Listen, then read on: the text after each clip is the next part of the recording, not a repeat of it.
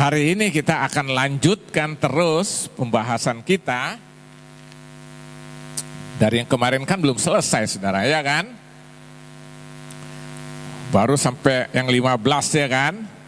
Kemarin hidup dengan hati bijaksana di akhir zaman ya kan. Saya sudah jelaskan di 2 minggu atau 3 minggu yang lalu tentang tanda-tanda akhir zaman yang Yesus sudah katakan sendiri ya kan. Ingat, salah satunya bait Allah harus dirubuhkan dan itu sudah terjadi tahun 70 oleh Jenderal Titus dari Kekaisaran Romawi.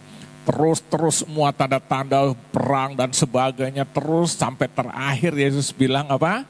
Injil harus diberitakan sampai ke ujung bumi. Sekarang sedang terjadi enggak? Saya lagi khotbah hari ini pun siapapun yang masuk channel ini bisa mendengarkan Injil. Berarti sudah sampai titik penggenapan terakhir belum? Ya, itu Yesus yang katakan loh. Nah akhirnya kemarin kita bahas tentang hidup dengan hati bijaksana di akhir zaman. Nah jadi yang kita pelajari itu sekarang melalui yang Timotius, yang Rasul Paulus ajarkan kepada Timotius tentang kehidupan manusianya. Kemarin tanda-tanda umum, sekarang manusia yang hidup di dalam akhir zaman yang Yesus katakan itu. Nah kemarin saya sudah berbicara tentang ciri-ciri manusia akhir zaman, ada 15 poin itu kan yang sudah kita bahas. Nah saya pikir mengingat waktu tidak mungkin lagi saya singgung-singgung. Yang jelas datang masa yang sukar, manusia hanya mencintai diri sendiri. Terus ini sedang berjalan semua bersama-sama itu sampai pada hari ini. Saudara boleh lihat itu semua ya. Nah sekarang kita lanjutkan supaya kita tidak habis waktu kita. Ya, kita baca kembali di dalam 2 Timotius pasal ketiga ayat 1 sampai 9 itu biar saudara ngerti yang kita bahas sekarang ini masih kelanjutan saudara. Saya baca secara cepat aja ya. 2 Timotius 1 ayat 3 sampai 2 Timotius 3 ayat 1 sampai 9. Keadaan manusia pada akhir zaman tuh kan. Jadi manusia yang hidup di akhir zaman. Akhir zaman masih ingat enggak kapan? Kalau saudara sejak Yesus datang pertama kali sampai nanti dia datang kedua kali. Itu start akhir zaman. Jadi itu sudah, waduh kalau saudara lihat keadaan akhir-akhir ini, maka saya bilang kalau kita nggak mau serius dengan Tuhan, terputar-putar saudara jadi akhirnya hidup kita. Gitu-gitu aja, maju mundur, maju mundur, maju mundur. Sementara yang Yesus mau maju terus, amin. Tantangan ada nggak? Pasti. Makanya jangan cengeng lah, dengan cemen ya kan. Tinggalin semua itu. Yang saya ingin katakan ini serius sekali saya mau katakan. Saudara tinggalkan gengsi saudara. Orang yang hidupnya gengsi terus, akhirnya sedikit-sedikit tersinggung saudara akan maju, percaya saya 100%. Kenapa? Karena nilai hidup kita terlalu tinggi. Sementara Yesus bilang belajar padaku, aku rendah hati dan lemah lembut. Dan dia buktikan lewat Dia membasuh kaki murid-muridnya. Bayangkan seorang yang raja Tuhan menjadi hamba. Makanya dia bilang murid-murid yang terbesar bukan jadi bos tapi jadi hamba. Nah saudara ingat Yohanes Pembaptis. Siapa dia? Dia itulah orang yang mendahului sebelum Yesus lahir. Dia teriak bertobatlah kerajaan Allah sudah dekat. Nah saya mau tanya. Waktu orang tanya kepada dia, engkaukah Mesias? Apa dia jawab? Bukan gua nih. Aku buka tali kasut aja gak layak. Rendah hati banget gak? Gak ada lagi gengsi. Maka Yesus bilang, Paulus bilang, hidupku bukan aku lagi tapi Kristus yang hidup di dalam aku. Nah seringkali kita tidak bisa maju karena kita terlalu menaruh diri kita terlalu di atas. Sementara Yesus bilang yang taruh yang paling rendah justru diangkat oleh Tuhan. Yang tinggi direndah. Nah jadi ini saya mau katakan ini saudara. Kalau enggak saudara terputar-putar aja, percaya deh. Ya, nah sekarang kita lanjutkan. Ya, tadi saya baca ayat pertama dari ayat pertama. Ketahuilah bahwa pada hari-hari terakhir akan datang masa yang sukar. Manusia akan mencintai diri sendiri dan menjadi hamba uang. Mereka akan membual dan menyembungkan diri. Mereka akan menjadi pemfitnah. Mereka akan berontak terhadap orang tua dan tidak tahu berterima kasih. Tidak memperdulikan agama, tidak tahu mengasihi, tidak mau berdamai, suka menjelekkan orang. Nah ini semua nih.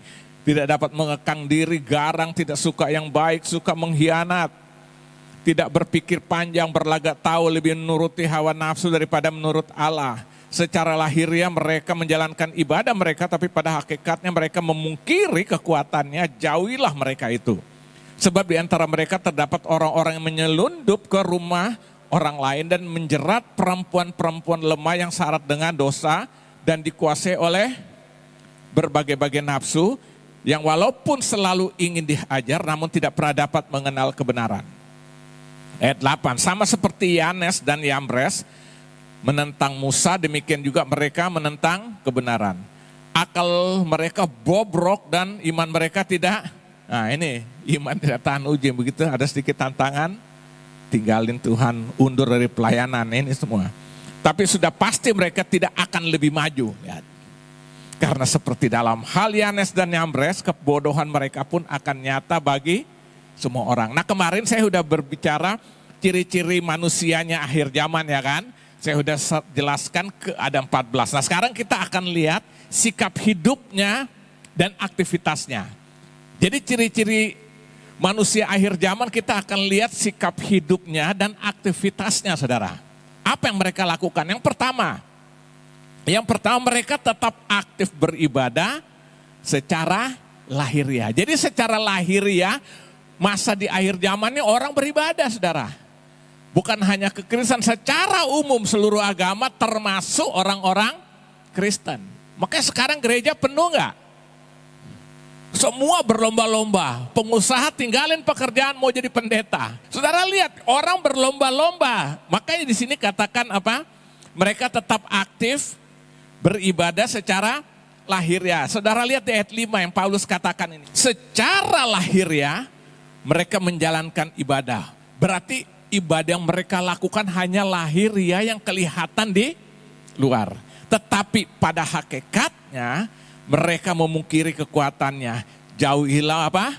Mereka itu. Lihat secara lahiriah mereka beribadah. Jadi kegiatan yang mereka lakukan ibadah-ibadah yang bersifat agamawi, yang bersifat seremonial, yang bersifat hukum-hukum ritual yang mereka lakukan. Jadi bukan dengan sungguh-sungguh apa? Dari dasar hati. Nah di akhir zaman saudara akan lihat ini, saudara akan jumpai ini bukan hanya di luar sana termasuk dalam gereja. Ini sedang terjadi saudara. Makanya kita tidak bisa menilai lagi orang hanya kelihatan lahiriah. Nggak bisa saudara. Tapi nanti kita akan lihat nanti dari buahnya itu akan kelihatan. Nah tapi kita tugasnya tidak usah menghakimi. Itu bukan urusan. Saya selalu bilang kita dengan Tuhan dan kita yang lain biarin. Makanya waktu kita dengar firman tuh jangan firman ini untuk si A, untuk si B. Bukan, firman itu untuk saya. Amin. Saudara masing-masing bilang firman itu untuk saya. Untuk saya. Kita jadi kayak cermin, kita melihat ini, kalau kita nggak benar ya kita bertobat gitu loh, ya. Nah jadi yang pertama sikap hidupnya dan aktivitasnya, saudara, mereka tetap aktif beribadah secara lahiriah, saudara lihat. Nah itu sebabnya Paulus bilang ini, lihat ayat 5, secara lahiriah mereka menjalankan ibadah mereka, tetapi pada hakikatnya mereka memungkiri kekuatannya, jauhilah mereka. Artinya apa memungkiri kekuatannya? Ya mereka tidak sungguh-sungguh dalam Tuhan, akhirnya tidak ada satu kekuatan yang berpengaruh untuk kepada orang lain. Loh saya mengatakan gini, waktu kita sungguh-sungguh dalam Tuhan, saudara tahu ada kuasa bekerja dalam kehidupan kita yang dampaknya bisa mempengaruhi orang lain. Makanya Alkitab bilang roh dalam kamu lebih besar daripada roh yang ada dalam dunia ini. Jadi waktu kita sama Tuhan serius sungguh-sungguh, kita beribadah sungguh-sungguh, saudara tahu ada kekuatan dalam diri kita. Kekuatan itu akan terpancar mempengaruhi setiap orang ada. Makanya dibilang engkau adalah garam dunia, engkau adalah terang dunia. Itu karena kekuatan itu bekerja. Nah tapi yang ibadah lahir ya nggak alami ini seperti ini. Mereka ibadah hanya secara lahir. Coba buka Roma 12 ayat 1 dan 2. Apa yang Paulus katakan di situ? Karena itu saudara-saudara, demi kemurahan Allah, apa? Aku menasihatkan kamu supaya kamu mempersembahkan tubuhmu sebagai persembahan yang hidup, yang kudus, dan yang berkenan kepada Allah. Itu adalah apa? Nah, janganlah kamu menjadi serupa dengan dunia ini, tapi berubahlah oleh pembaharuan budimu sehingga kamu dapat membedakan manakah kehendak Allah, apa yang baik, yang berkenan kepada Allah dan yang sempurna. Jadi ibadah sejati apa Paulus bilang? Hidup yang dipersembahkan. Ya kan? Persembahkan tubuh menjadi persembahan yang hidup, kudus dan yang berkenan. Jadi satu kehidupan yang kudus, yang berkenan di hadapan Allah, Paulus bilang itulah ibadah yang sesungguhnya. Jadi bukan lahir ya, orang lihat datang ke gereja, orang lihat terlibat pelayanan sibuk, tapi bersifat hanya apa? Lahiriah. Itu panitia orang sunatan sibuk ya kan, terima tamu ya kan. Ya kalau sunatan ada panitia kan sibuk nggak?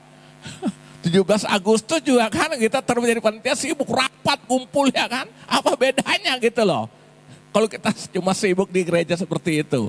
Nah makanya yang pertama kita tidak mau seperti ini ya. Ciri-ciri yang pertama, sikap hidupnya orang-orang di akhir zaman itu ya. Mereka hanya tetap aktif beribadah secara lahiriah. Ya kan, sementara ibadah yang sejati kata Paulus apa? Hidup yang dipersembahkan oleh Tuhan di dalam kekudusan yang berkenan di hadapan Allah. Amin. Nah ini saudara lihat ya. Jadi yang pertama sikap hidupnya dan aktivitasnya saudara lihat orang-orang di akhir zaman itu mereka melakukan ibadah hanya secara lahiriah. Makanya jangan heran gereja penuh saudara. Di mana-mana banyak orang masuk gereja udah kayak ngantri menonton apa gitu loh. Yang 2, 3 sampai 4 sampai 5 sesi ya kan. Ngantri orang itu. Nah sekarang kemana? Dengan Tuhan izinkan. Nah ini Tuhan izinkan kan lewat peristiwa COVID nih kan kita sedang disaring nih. Kelihatan orang-orangnya. Ya kan? Gak bisa ngapa-ngapain sekarang. Saya selalu bilang kan tidak ada kejadian di bawah kolong langit ini tanpa sepengetahuan Tuhan, seizin Tuhan dan rencana Tuhan di balik itu. Salah satu pemurnian yang Tuhan sedang kerjakan lewat COVID ini. Kita sedang dimurnikan iman kita. Apakah benar-benar kita emas, perak, atau perunggu, ya kan? Kita sedang dimurnikan semua saudara. Ayub bilang tapi aku akan tampil seperti emas yang dimurnikan. Amin. Nah ini sedang terjadi saudara. Tapi dari satu sisi Injil sedang diberitakan justru lewat peristiwa ini. Ya kan, satu sisi kita dimurnikan gereja supaya motivasi pelayanan itu jadi murni karena selama ini kan nggak tahu. Orang yang beraktivitas sungguh-sungguh karena mencintai Tuhan atau hanya sekedar kegiatan ibadah seperti yang kita baru baca tadi. Secara lahiriah, satu sisi sedang diproses, tapi satu sisi dari sisi yang lain, Injil sedang diberitakan sampai ke ujung bumi lewat apa? Media elektronik yang sedang terjadi. Amin. Nah itu saudara, jadi yang pertama sikap hidupnya dan aktivitasnya dari orang-orang di akhir zaman, manusia akhir zaman. Yang pertama mereka tetap aktivitas beribadah secara lahiriah, aktif ya. Yang kedua saudara lihat, mau orang-orang seperti mau diajar tapi tidak apa? Pernah apa? Mengenal kebenaran.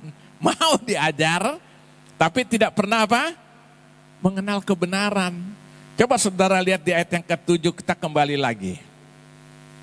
Makanya saudara kalau mau diajar saudara juga mau benar-benar mengenal kebenaran itu. Amin.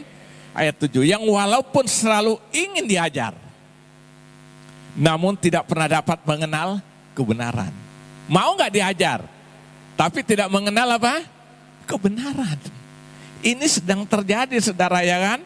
Mau diajar rindu. Sampai ada saudara orang-orang kaya tuh rumahnya mereka buka persekutuan, tahu gak? Saya kan sering diundang. Kelihatannya haus gitu loh. Tapi mereka gak ngerti apa-apa gitu loh. Terbukti dengan cara hidup mereka, dengan cara berbisnis mereka tetap seperti yang dulu gitu loh. Aku masih seperti yang dulu, ya sama saudara. Tapi rumah dibuka untuk apa? Persekutuan, supaya kelihatannya itu. Tapi mau diajar tapi tidak pernah mengerti apa? Kebenaran. Ini sudah terjadi saudara, sedang terjadi tanda-tanda ini saudara ya kan. Nah coba buka dalam Yohanes kita bandingkan. Yohanes 8 ayat 32 dan 36. Dan kamu akan mengetahui apa? Kebenaran. Ya kan? Dan kebenaran itu akan apa? Memerdekakan kamu. Lalu kata ayat 36, jadi apabila anak itu memerdekakan, kamu pun benar-benar merdeka. Yesus bilang kalau kamu mengenal kebenaran, siapa kebenaran itu? Firman itu, Yesus itu sendiri. Kalau kamu mengenal firman, kamu berarti mengenal aku. Waktu kamu mengenal aku, mengenal firman itu, maka kebenaran akan memerdekakan kamu. Dan kalau anak itu, Yesus itu memerdekakan, kamu sungguh-sungguh merdeka. Lihat. Saudara lihat, tapi mereka mau diajar tapi tidak mengenal apa? Kebenaran. Ini sedang terjadi saudara, makanya biar kita semua hari ini, kita mau diajar dan kita mau mengenal kebenaran itu. Amin. Supaya kebenaran itu memerdekakan hidup kita. Akhirnya hidup kita benar-benar mengalami satu perubahan secara totalitas, ya. Jadi yang pertama sikap hidupnya orang-orang di akhir zaman itu, ya, dalam hidupnya aktivitasnya yang pertama mereka tetap aktif beribadah secara hanya lahiriah. Ini sedang terjadi. Yang kedua mereka mau diajar, haus mau diajar tapi tidak pernah mengenal apa? Kebenaran. Sebab kalau mereka benar-benar mengenal pasti dimerdekakan dong. Iya dong. Kan karena kalau anak memerdekakan kamu sungguh-sungguh merdeka. Nah, tapi kalau mereka enggak, hidupnya mereka bertentangan dengan firman berarti kan belum dimerdekakan dong. Tapi mau nah, ini kita mau diajar dan juga mau dimerdekakan. Amin. Nah, sekarang kita lihat kalau gitu apa akibatnya? Hanya hidup aktivitas beribadah secara lahiriah, mau diajar tapi tidak pernah mengenal kebenaran. Akibatnya apa? Perhatikan ayat 8 dan ayat 9. Kita kembali lagi dalam 2 Timotius pasal 3. Ayat 8 sampai ayat 9 berkata, sama seperti Yanes dan Yamres menentang Musa, demikian juga mereka menentang kebenaran. Terus itu akal mereka bobrok dan iman mereka tidak tahan uji. Tetapi sudah pasti mereka tidak akan lebih maju karena seperti dalam hal Yanes dan Yambres, kebodohan mereka pun akan nyata bagi semua orang. Nah saudara, akibatnya apa? Yang pertama, menjadi penentang kebenaran atau firman Tuhan. Orang-orang gini saudara lihat, hidupnya mereka tuh dampak dari kehidupan mereka akhirnya apa? Menjadi penentang apa? Kebenaran. Ya. Mereka hanya menentang kebenaran, dengar firman Tuhan, kadang-kadang firman Tuhan hanya untuk menjadi argumentasi gitu loh. Yang kedua, di sini dikatakan akal mereka apa? Bobrok. Ya kan? Tahu saudara tahu nggak akal yang bobrok tuh? Apa? Akalnya mereka bobrok, tahu nggak? Akal bobrok tuh macam apa? Akal bobrok tuh yang suka akal-akalan. Itu loh, akal kita perlu berakal, tapi kalau sudah akal-akalan itu namanya akal yang bobrok saudara. Jadi hidupnya enggak dengan hikmat Tuhan gitu loh. Akal-akalan, wah segala macam ngeles terus tuh loh. Ya kan? Ini yang saya beri nama apa? Akal bobrok. Yang ketiga di sini dikatakan iman mereka mati sehingga akhirnya apa? Mereka memiliki iman tapi iman yang tidak tahan uji. Ya itu saya bilang ada tantangan sedikit, undur. Ya kan? Di gereja ada sedikit tantangan satu dengan yang lain, undur. Dengan harapan pindah ke tempat lain umpama, ya kan? Dia pikir pindah sana tuh aman gitu kan. Gak ada, gereja ini belum sempurna, tunggu nanti Yesus datang baru sempurna. Kalau enggak saudara, dari gereja A, ada tantangan, gak tahan kan imannya pindah ke B. Dia harap di B aman. Ya ternyata lebih parah lagi pindah ke C. Akhirnya jadilah anggota apa? GPPS, gereja putar-putar saja. Ini iman-iman bobrok semuanya saudara. Orang yang tahan uji. Justru waktu dia lihat tantang, dia tahu. Seperti Amsal bilang, besi menajamkan besi, manusia menajamkan sesama. Kita diproses, diasah supaya semakin tajam. Suami istri aja gak ada yang cocok kok. Dicocok-cocokin ya. Apalagi kita yang berjemaat dengan berbagai macam suku, latar belakang, kita saling gak kenal, hanya ketemu di sini kan. Lalu mau anggap supaya semuanya cocok. Gak mungkin saudara. Tetapi orang yang beriman dia siap menghadapi itu. Amin. Jadi saudara, Iman mereka mati, artinya tidak tahan uji. Yang keempat, akibat hidupnya saudara, orang-orang yang seperti tadi itu ya, hidup mereka tidak mengalami kemajuan apa-apa. Perhatikan di ayat yang ke-9. Ayat ke-9 situ dikatakan, tetapi sudah pasti mereka tidak akan lebih maju. Karena seperti dalam hal Yanes dan Yambres, kebodohan mereka pun akan nyata bagi semua orang. Mereka nggak maju, kebodohannya semakin dilihat oleh semua orang.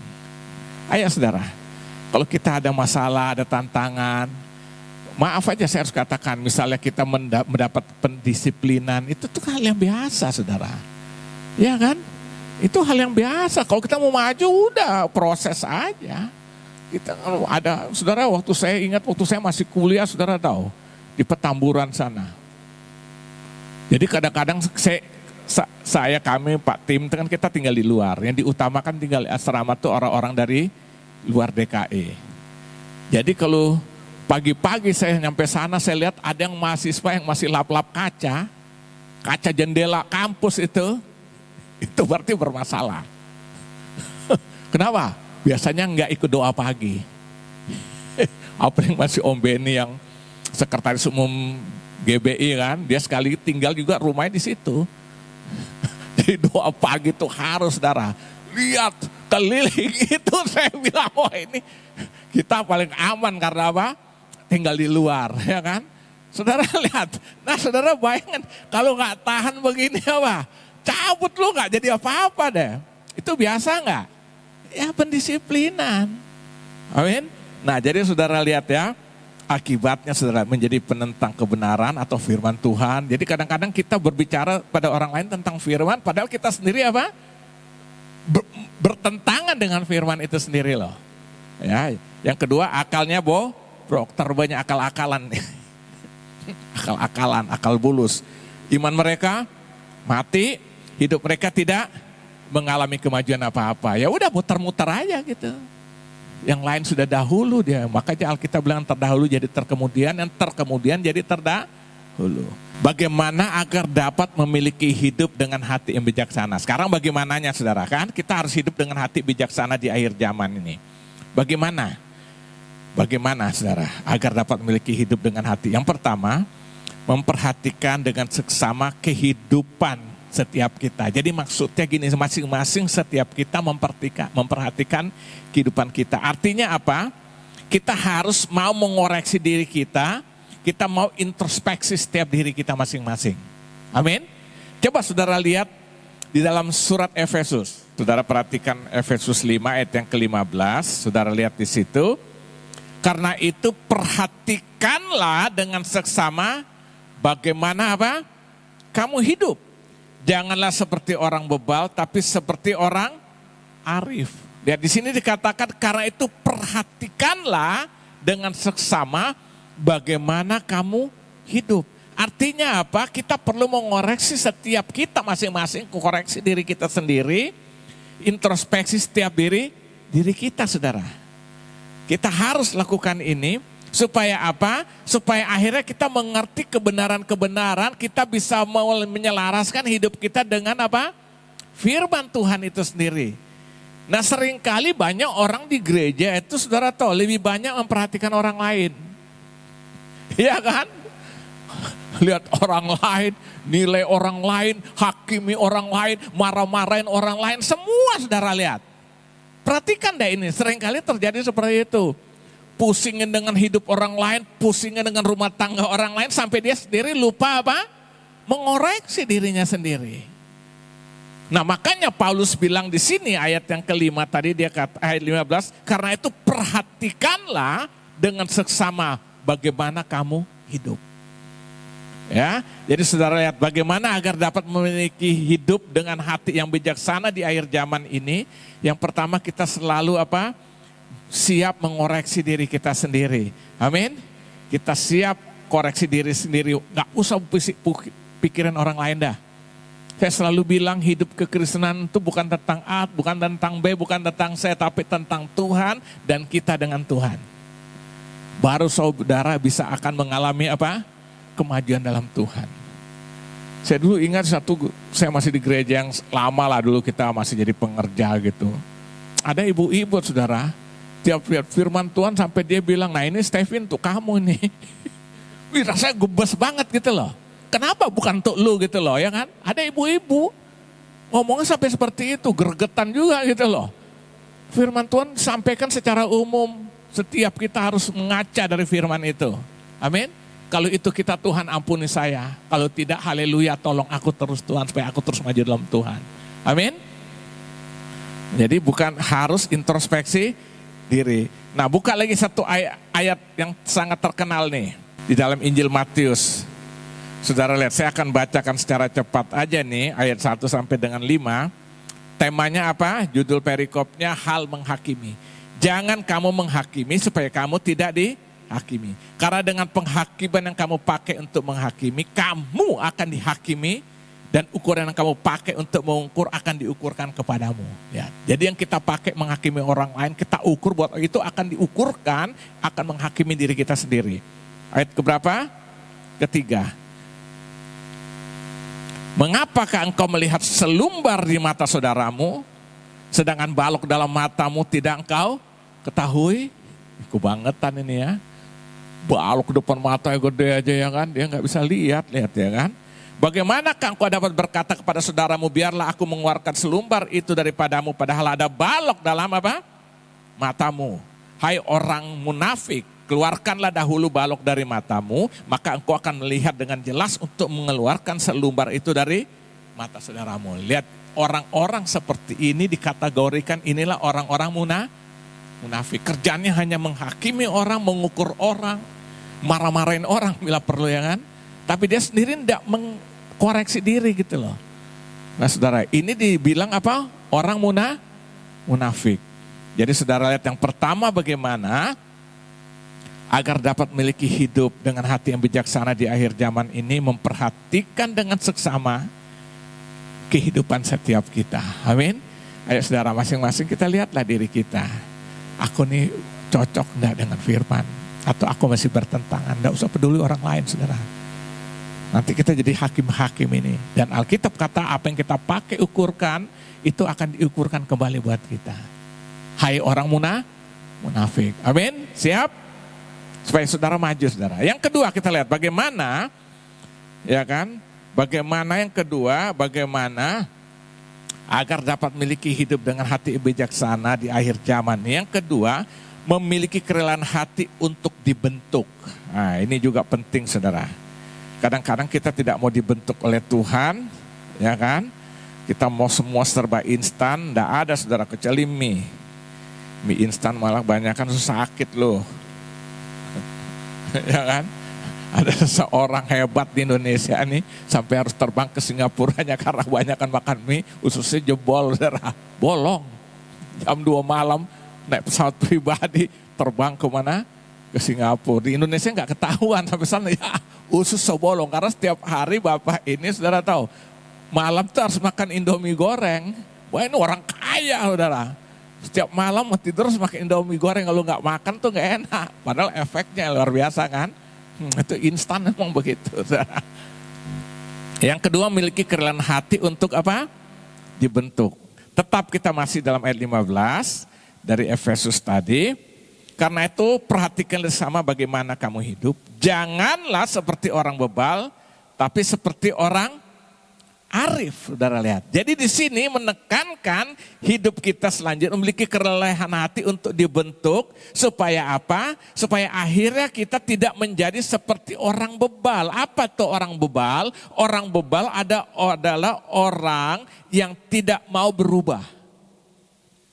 Dengar sesuatu, ngerti, tapi tidak mau berubah. Dengar firman Tuhan, yes, kadang-kadang semangatnya iya luar biasa, haleluya, tapi tidak Nah ini yang namanya bebal, dinasihatkan berulang-ulang dengan firman, tidak pernah mau berubah. Ini orang yang disebut bebal, saudara. Termasuk itu loh, kita tidak pernah merasa salah, itu bebal loh. Kita tidak pernah merasa kita salah, selalu orang lain yang salah, sehingga kita tidak susah mengelihat, oke sorry gue salah. Itu susah keluar, itu bebal saudara. Termasuk itu. Ya kan, selalu aja orang lain salah dan minta orang lain mau minta maaf, tapi dia sendiri tidak bisa minta maaf kepada orang. Ini termasuk bebal ya. Nah, saudara lihat ini. Jadi memiliki kerelaan hati untuk dibentuk ya. Kalau kita mau benar-benar menjadi orang bijak di akhir zaman, ya kan. Nah, kita tidak seperti orang bebal, tetapi di sini Alkitab kita kan jadi orang arif. Arif itu apa? Arif ini maksudnya apa? Orang yang mau berubah dan belajar dari kesalahan. Jadi mau siap orang bebal, tidak mau berubah meskipun dia dengar kebenaran, tapi tidak mau diubah, tidak mau dibentuk. Sementara orang arif yang mau apa? Mau berubah dan belajar dari setiap kesalahan. Nah, kita lihat di 2 Timotius pasal 3-nya tadi, kita lihat dulu. 2 Timotius pasal yang ketiga, saudara perhatikan di ayat 16. Makanya kenapa hari Jumat ini kita perlu dengar firman, Minggu dengar firman, setiap hari bila perlu dapat dengar firman. Kenapa? Saudara perhatikan 2 Timotius pasal 3 ayat yang ke-16 berkata demikian. Segala tulisan yang diilhamkan Allah, apa itu? Tulisan yang diilhamkan Allah itu apa? Ya firman Tuhan ini. Memang bermanfaat untuk mengajar, satu, untuk menyatakan kesalahan, jadi supaya kita tahu kita ini salah. Terus untuk menyatakan kesalahan, terus untuk memperbaiki kelakuan, supaya kelakuan kita diperbaiki ya kan. Dan untuk mendidik orang dalam kebenaran. Jadi fungsi firman Tuhan apa? Mengajar, untuk mengajar, apalagi menyatakan kesalahan, kamu ini salah. Terus memperbaiki kelakuan supaya kelakuan kita yang kacau itu jadi baik dan untuk mendidik orang dalam kebenaran. Jadi saudara yang kedua ini bagaimana agar dapat memiliki hidup dengan hati yang bijaksana. Yang kedua memiliki kerelaan hati untuk apa? Dibentuk. Yang ketiga apa? Kita lihat. Bagaimana agar memiliki hati yang bijaksana di akhir zaman. Yang ketiga, siap bertindak dan bayar harga. Harus siap bayar harga ya kan. Perhatikan ayat ke-17 dari Efesus tadi saudara. Kita kembali ke Efesus 5 ayat ke-17 itu dikatakan. Sebab itu janganlah kamu bodoh. Tetapi usahakanlah supaya kamu mengerti kehendak Allah. Di sini ada kata tetapi usahakanlah. Apa arti usahakanlah? Artinya ada satu upaya yang sungguh-sungguh, ada satu semangat gairah yang keras untuk menjadi apa? Pelaku firman. Makanya Paulus bilang di sini usahakanlah supaya kamu mengerti apa? Kehendak Tuhan. Usahakan itu upaya bukan? Aktif apa pasif? Aktif. Upayakan, usahakanlah. Artinya ada satu kemauan sungguh-sungguh ya kan. Upaya sungguh-sungguh, semangat, gairah yang sungguh-sungguh untuk apa? Mengerti firman dan menjadi pelaku firman. Kalau enggak kita enggak akan berubah saudara. Dulu ada pernah seorang bapak, itu masih di IGM dulu saya. Indonesia Gospel Musician. Jadi kalau lagi acara ibadah bapak ini kan selalu hadir. Rupanya dia rindu lepas dari rokok saudara. Karena ikut ibadah tapi nih jarum super yang warna merah tuh di kantong. Apa kok dia kayak baju putih kan kelihatan kan. Kalau itu jarum super saudara. Angkat tangan. Pendeta bule datang tantang siapa mau terlepas dari ikatan-ikatan termasuk rokok itu kan mengikat kan. Maju. Tupang lagi berdoa. Selesai itu saudara tahu. Merokok lagi. Dia pikir Roh Kudus langsung jupit dia tiap mau merokok disentil mulutnya. Atau rokoknya diambil sama Roh Kudus. Enggak saudara, kita punya bagian yang harus kita lakukan. Ini yang dimaksud dengan apa? Usahakanlah. Jadi ada bagian kita yang kita harus kerjakan. Ada bagian Roh Tuhan, Roh Kudus yang Roh Kudus akan kerjakan. Amin. Kalau saudara pasif enggak terjadi, saya berani jamin sampai hari ini. Kita ingin lepas tapi kita sendiri enggak mau lepas, enggak bisa saudara. Nah saya saksikan sendiri saudara tahu Pak Morgan Sigar Laki itu. Itu perokok berat juga waktu masih ikut IGM tuh. Jadi kadang-kadang dia pusing tuh kalau sudah pas acara, yang lain-lain kan udah pada nggak merokok kan. Dia sendiri itu. Jadi saya ingat pernah kita main, ada satu konser acara Natal itu di Soekarno-Hatta sana. Jadi Garuda punya acara Natalan. Nah belakang itu, jadi panggung belakang itu ada kamar mandi, kalian untuk ganti baju semua kan. Begitu selesai, ada khotbah dong. Begitu selesai khotbah, saya lihat, dia sudah hilang. Saya masuk, rupanya di kamar mandi saudara. Saya bilang, woi kemuliaan Tuhan lagi turun kah ini? Asap. Tapi saya nggak larang, biarin aja. Itu kita larang-larang juga orang kalau dia tidak ada usaha dari dia nggak akan lepas, percuma. Malah buntut-buntutnya berantem nanti kan. Tapi saudara tahu, tahun 99 saya masih ingat, waktu kita tur Jawa Bali. Nah salah satu waktu itu pelayanannya di Pak Timotius Arifinnya gereja di Lembah Pujian di Bali itu. Pengkhotbahnya orang bule. Dia tantang waktu siapa yang mau lepas. Termasuk Morgan Sigarlaki. Dia maju, dia berdoa. Selesai itu di depan saya saudara. Dia ambil rokoknya, yang jarum super merah, korek yang biasa kerses itu kan. Dia masukin, dia remas-remas, dia buang. Kebetulan di Pak Timotius, kita tinggal di kompleks itu. Saya tinggal di rumah Pak Timotius Arifin waktu itu. Dia buang itu ada kali kan, emang enak banget kalau tinggal di Lembah Pujian tuh. Apalagi Pak Timotius Arifin tuh punya rumah di belakang kita dengar bunyi air kali mengalir kan. Dia ambil, dia buang saudara, itu depan mata saya. Sampai hari ini dia sudah tidak pernah menyentuh rokok. Kenapa? Usahakanlah dia sendiri bertindak. Kita mau berubah enggak, Tuhan tidak pernah paksa. Tuhan hanya tawari, kalau engkau berdiri, aku berdiri buka pintu, aku mengetok.